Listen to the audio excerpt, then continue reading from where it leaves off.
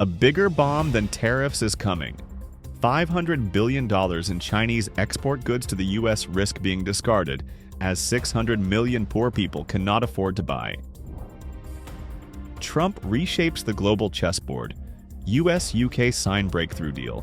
China agrees to slash tariffs on U.S. goods to 10%. Video leak. Xi suspected of falling ill in Russia. Eyes and neck out of control. Rumors of Peng Liyuan being held hostage by anti-Xi factions stir controversy. Analyzing Xi Jinping's fate from the outcomes of 800 dictators. Will he face execution or assassination? Can the Chinese people achieve freedom? Welcome back to New Century, where every fact matters and every voice deserves to be heard. A bigger bomb than tariffs is coming. $500 billion in Chinese export goods to the U.S. risk being discarded, as 600 million poor people cannot afford to buy.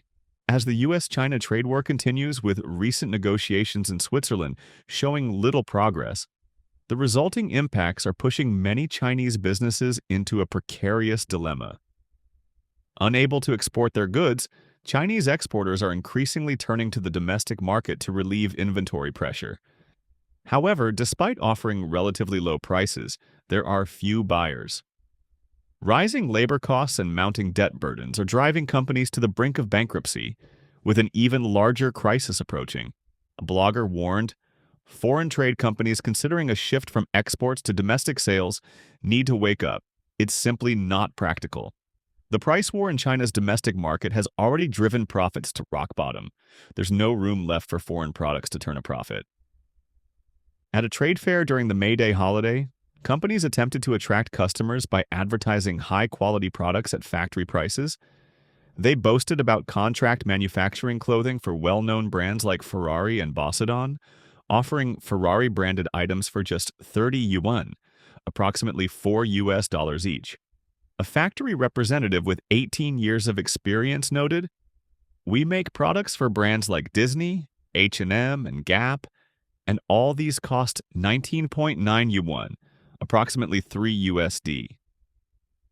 Another foreign trade company displayed women's shoes manufactured for Saludos, a brand popular overseas but produced in Zhejiang province. A staff member explained, "Their official website lists these shoes for hundreds of US dollars each, but we're now selling them for around $14 to $26 per pair, mainly to clear inventory." However, many foreign trade business owners remain pessimistic about fully shifting to domestic sales. A businessman from Anhui province with over 20 years in foreign trade stated that he does not intend to fully shift to domestic sales because the domestic market is highly competitive. He explained that domestic sales might cover basic operational costs, but substantial profits still rely on exports. On May 6th, a foreign trade professional known as Old Fans, in a video titled American Diary, called the shift from exports to domestic sales a misleading proposition.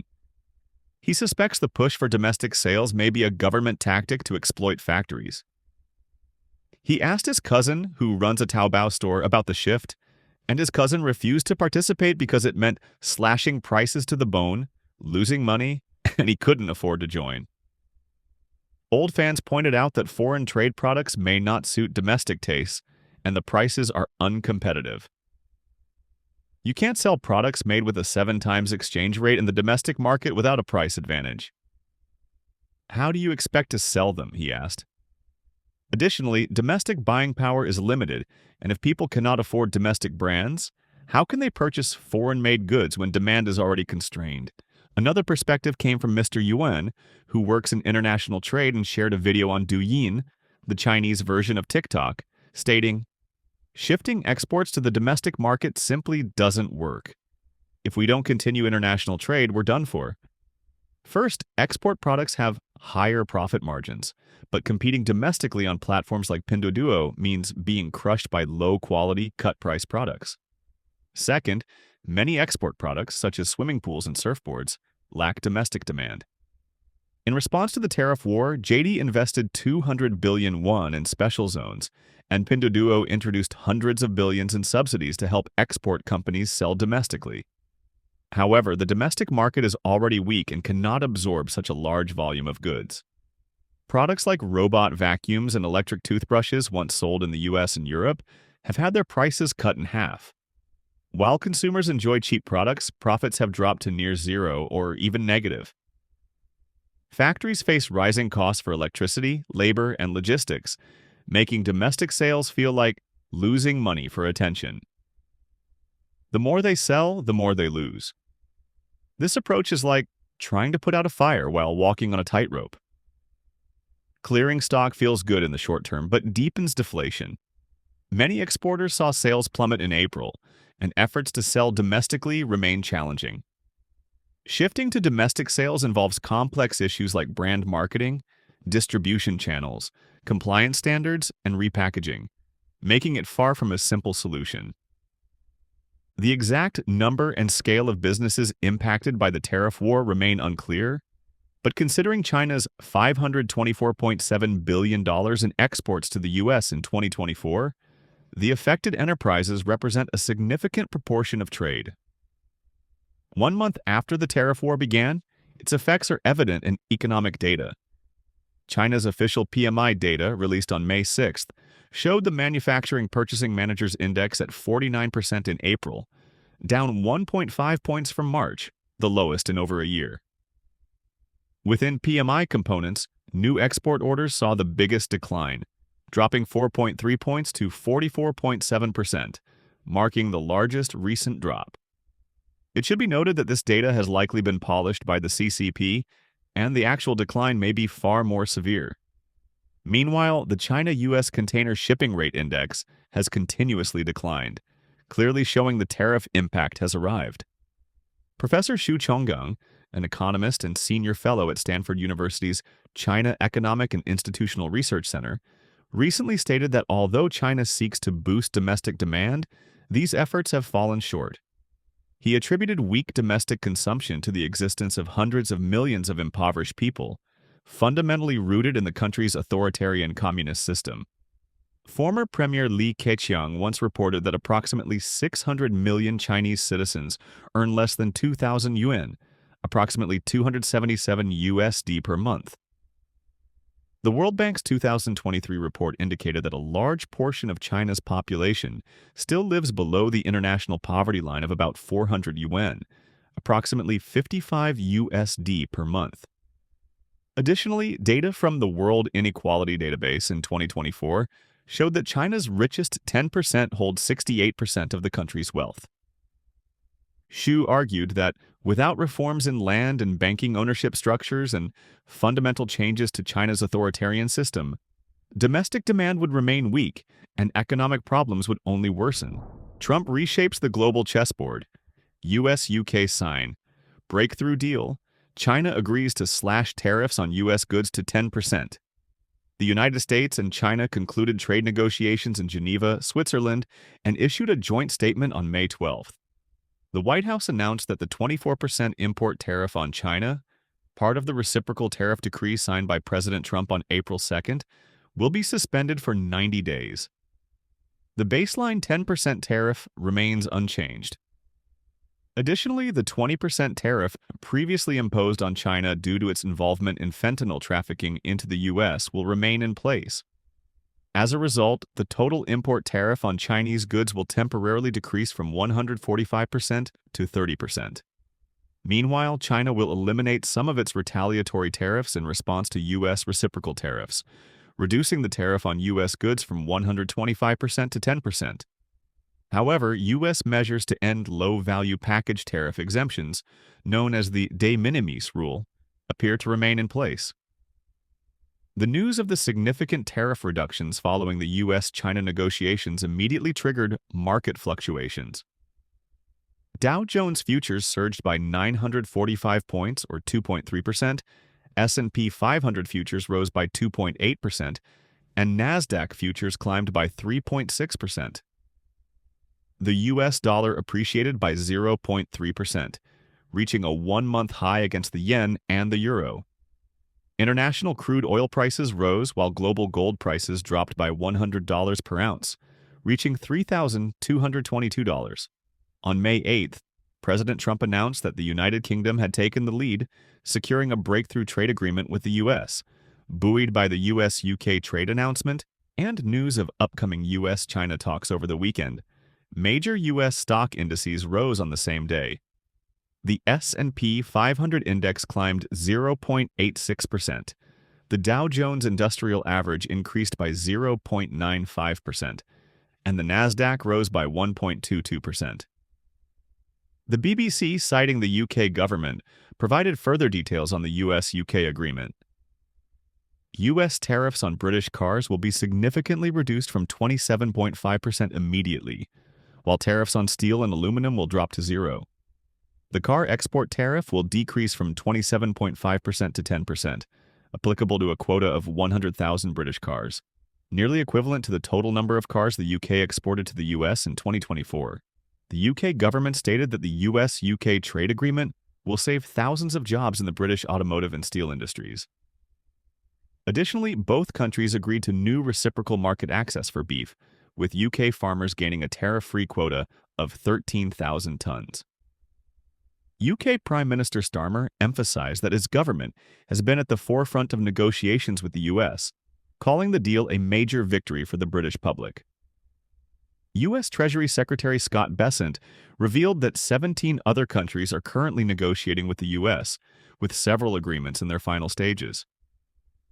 President Trump also indicated that trade deals with India, South Korea, and Japan could be reached soon.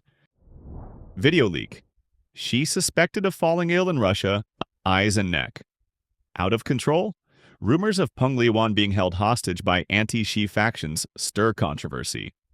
During Chinese Communist Party leader Xi Jinping's state visit to Russia from May 7th to 10th, observers noted that Russian official videos captured a peculiar image of Xi. In the footage, Xi was constantly blinking, and his head appeared to involuntarily tilt to the left. Xi corrected his head tilt 3 times. Some analysts suggest that Xi's abnormal condition is closely related to the aftereffects of a stroke, and he may have experienced a stroke recurrence. Tang Jingyuan, who has a medical background, analyzed on his self-media platform that Xi's involuntary head tilt to the left is strongly linked to the aftereffects of a stroke. If a stroke damages the motor cortex of the brain or affects the basal ganglia, a structure within the brain, it can lead to increased tension in the neck muscles on one side, such as the trapezius or sternocleidomastoid muscles. This increased tension causes the head to involuntarily tilt to one side. Additionally, a stroke may damage certain brain nerves, leading to abnormal signal transmission and severely impaired coordination of neck muscles, resulting in an uncontrollable head tilt that cannot be corrected. Commentator Liyuan, on his program News Insight, stated that it is unlikely Xi was merely drowsy, as drowsiness typically causes the head to droop downward, not tilt to one side. However, Xi's head clearly tilted to one side. Li believes Xi likely suffered a stroke recurrence. He noted that Xi has experienced at least 3 strokes. The first was in 2022, when Xi appeared in public with an unsteady gait and facial stiffness, sparking rumors of a stroke. The second occurred during the CCP's 3rd plenary session in July 2024, with online rumors again circulating about Xi suffering a stroke. Shortly after the session, during a meeting with visiting Vietnamese Communist Party leaders, Vietnamese official media captured images showing a noticeable patch of missing hair on the right side of Xi's neck. Medical professionals suggested this could be a trace left from surgical preparation. The third instance occurred shortly after the 2025 Chinese New Year. A reliable source informed Liyuan that Xi had a stroke recurrence during the holiday period. Xi avoided further surgery, having undergone one previously, and instead opted for some form of special physiotherapy. In fact, Xi displayed abnormal behavior during a recent inspection in Shanghai. Former CCP official Du Wen, after closely studying CCTV footage, stated that Xi was definitely ill. At that time, Xi was also blinking incessantly and tilting his head involuntarily. Thus, Xi's abnormal condition in Russia is likely due to a stroke recurrence. Is Peng Liyuan being held hostage? Not only did Xi's abnormal condition in Russia spark heated discussions, but Peng Liyuan's absence from this state visit also drew public attention. Tang Jingyuan noted rumors that Peng Liyuan did not accompany Xi to Russia because anti-Xi factions had detained her separately. He argued this theory is implausible, as holding Peng Liyuan hostage would only make sense if there were concerns that Xi might defect to Russia, which is unnecessary. If Xi attempted a coup to reclaim power and failed, his entire family's fate would already be in the hands of the anti-Xi factions. Holding Peng Liyuan alone as a hostage would be meaningless for them, Tang said. In the past, Peng Liyuan's accompaniment on Xi's foreign visits added to the couple's positive image, as Peng herself has a favorable public persona. But now that Xi has lost power, his visit to Russia is merely to carry out orders from the elders, so there's no need to boost his image or craft a persona for him. It's even less necessary for Peng Liyuan to accompany him for that purpose, Tang explained. He added that Xi's stroke during the third plenary session was the direct cause of his loss of military power, and a key reason for his failure to organize an effective counterattack to reclaim power.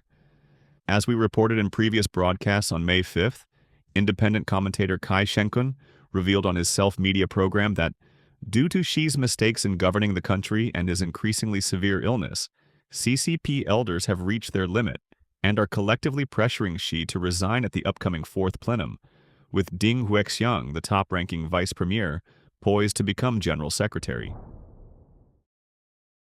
Analyzing Xi Jinping's fate from the outcomes of 800 dictators, will he face execution or assassination? Can the Chinese people achieve freedom? Increasingly, signs suggest that Xi Jinping may become the Chinese Communist Party's last leader. Since the end of World War II in 1945, there have been over 800 dictators globally, with diverse outcomes categorized into three main types: normal succession, ruling until death, and forced removal. Each type further divides into several specific outcomes, totaling 8 possibilities. Do any of these outcomes apply to CCP leader Xi Jinping? Self-media influencer and commentator Toronto Squareface recently analyzed the fates of these 800-plus dictators and explored Xi's possible destiny, seeking clues from historical data and political realities. Let's delve into the details below. 1. Normal succession, an unrealistic vision. Normal succession refers to a dictator orderly transferring power within an institutional framework, akin to electoral transitions in democratic systems. In China, this outcome was once hoped for by many, particularly during the eras of Jiang Zemin and Hu Jintao, when leadership handovers after 2 terms appeared to become customary. However, by amending the constitution to abolish presidential term limits, Xi broke the CCP's traditional 2-term rule. Through anti-corruption campaigns and political purges, he has consolidated power to an unprecedented degree, forming a near one-man dictatorship. This concentration of power reflects both Xi's personal thirst for control and the inevitable logic of Chinese politics. Globally, normal succession is extremely rare in dictatorial regimes, accounting for only 2% to 3% of dictator outcomes. Historically, it has occurred in multi-person dictatorships or systems practicing democratic centralism, such as Vietnam, Laos, or early reform-era China. These countries typically operated under a collective leadership model, akin to 9 dragons ruling the waters, where power was balanced among factions, making leadership transitions feasible. However, when this model shifts to one-man rule, the possibility of succession vanishes. Take Vietnam as an example. After 1988, following the death of strongman Le Duan, Vietnam adopted a multi-person dictatorship, enabling orderly leadership transitions. But when Nguyen Phu Trong came to power, he purged rivals, consolidated military and party control, and dismantled Vietnam's version of a 4-horse carriage system, ending the succession tradition and ruling until death. China's situation is similar. Xi has transformed multi-person rule into one-man rule, with power highly centralized. In such a system, voluntarily relinquishing power is tantamount to political suicide, as successors may purge predecessors and their families to solidify their own authority. Thus, normal succession is almost an impossible outcome for Xi. Rumors that Xi will step down in 2027 lack realistic grounding. In a one-man dictatorship, as long as Xi retains governing capacity, he will almost certainly choose to continue ruling. Second ruling. Until death, the most likely outcome? Ruling until death is the most common outcome for dictators, accounting for about 35% of cases. For Xi Jinping, this is seen by many as the most likely scenario. If China avoids a major political crisis, Xi is likely to continue ruling until his natural death. Drawing from Russian President Vladimir Putin's model, China has adopted a no number two power structure, similar to Qing dynasty emperors avoiding naming a crown prince to prevent successors from growing too powerful and threatening the supreme leader. This ensures that no clear successor or crown prince is likely to emerge before Xi's health deteriorates significantly. However, the ruling until death model may evolve into a variant in its later stages. The puppet mode. When a dictator becomes frail, especially with mental decline, actual power may shift to a successor or behind-the-scenes forces, with the leader retaining only symbolic status. Historically, Soviet leader Leonid Brezhnev, who suffered strokes and became mentally incapacitated in his later years, is a classic example of such a puppet. However, this occurs in only about 1/5 of ruling until death cases. For China, the emergence of a puppet mode depends on Xi's health in his later years and the political strength of potential successors. Given the current lack of a designated successor, China may not see hints of a crown prince until after 2032. Even if a successor emerges, their ability to consolidate power and Xi's health will determine whether a puppet mode develops. 3. Forced removal, multiple possibilities, and uncertainties. Forced removal represents a major category of dictator outcomes, including exile, house arrest, imprisonment, execution, and assassination. These outcomes typically correlate with the intensity of a political crisis. The greater the intensity, the harsher the dictator's fate. First, exile, an unfeasible option. Exile is the most common outcome for dictators forced out of power, accounting for nearly half of such cases. In modern times, as armed revolutions have declined and political struggles have become less intense, exile has become more prevalent. For instance, in 2024, Syrian dictator Bashar al-Assad fled to Russia, and Bangladesh's dictator Sheikh Hasina sought refuge in India. However, this outcome is unrealistic for Xi Jinping. Exile typically requires a geopolitically powerful ally or patron state to provide shelter.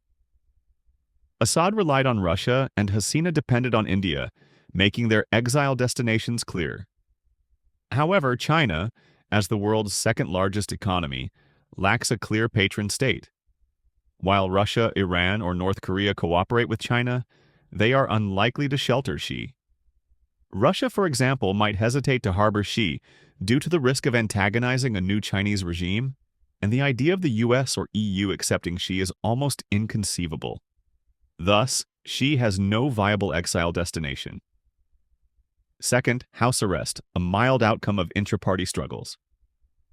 House arrest typically occurs in lower-intensity intra-party struggles, accounting for about 10% of dictator outcomes. Soviet leader Nikita Khrushchev, whose reforms threatened elite interests, was forced to step down by Leonid Brezhnev in 1964 and placed under house arrest in a suburban estate with restricted political activity. In China, Hua Guofeng and Zhao Ziyang experienced similar forms of de facto house arrest. However, after Xi's multiple rounds of purges, the Chinese Communist Party, CCP, lacks a political neroi strong enough to challenge his authority. Jiang Zemin has passed away, Hu Jintao has no influence, and the Youth League and reformist factions have nearly vanished. In this context, expecting an intra-party struggle to force Xi out and into house arrest is highly unlikely. Third, imprisonment, a result of protest and compromise. Imprisonment, a medium-intensity outcome, accounts for about 15% of cases.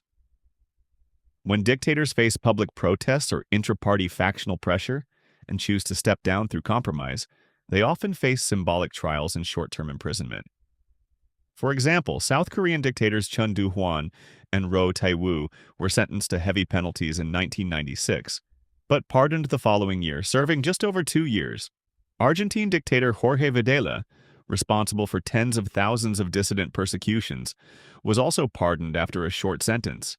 Imprisonment often involves negotiations during the transition. To appease public anger, the new regime may try the former dictator, but often promises leniency to reduce violent conflict. Economic decline or a failed Taiwan operation could spark public discontent, potentially enabling intra-party reformists to seize power. In such a scenario, Xi might face imprisonment with relatively favorable treatment and a short sentence. Fourth, execution, the highest intensity outcome. Execution, the most extreme outcome, accounts for only 5% of cases. Romanian dictator Nicolae Ceausescu, whose brutal suppression fueled intense public resentment, was overthrown and executed in 1989. This outcome requires extreme protest intensity, typically involving sustained repression, military defection, and intra-party division.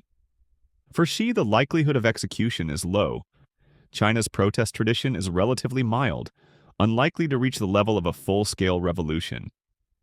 Even if large-scale protests emerge, intra-party reformists or military defection could preemptively resolve the crisis, preventing escalation to execution. Fifth, assassination, a hidden risk of internal crisis. Assassination, a less common outcome, accounts for under 5% of cases but is not impossible for Xi. Historically, dictator assassinations often come from within rather than external forces. For example, South Korean President Park Chung-hee was assassinated by his intelligence chief Kim Jae-gyu, and Congolese dictator Laurent Désiré Kabila was killed by a bodyguard. These assassinations typically occur when a dictator's power is secure, but internal discontent is high. Xi's extensive anti-corruption campaigns and purges, while consolidating power, have created a climate of widespread insecurity. Recently, purges have reached high-ranking officials like Vice Chairman of the Central Military Commission, He Weidong. If they extend to standing committee members like Li Qiang or Kai Chi, they could provoke strong backlash. If these elites cannot resist through political maneuvering, they might resort to assassination. This internal crisis makes assassination a potential risk for Xi.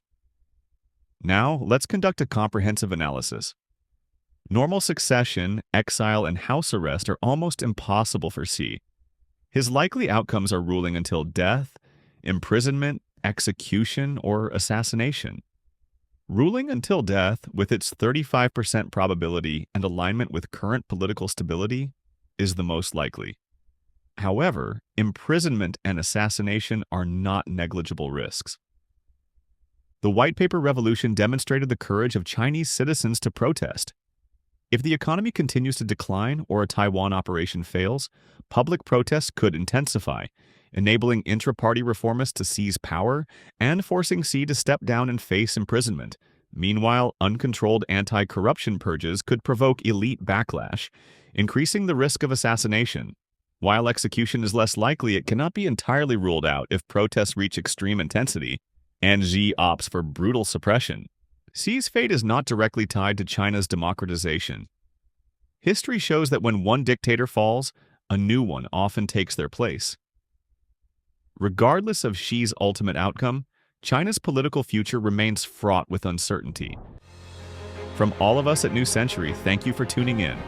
If you value honest journalism, please subscribe, leave a comment, and share your thoughts. Until we meet again, stay informed and stay safe.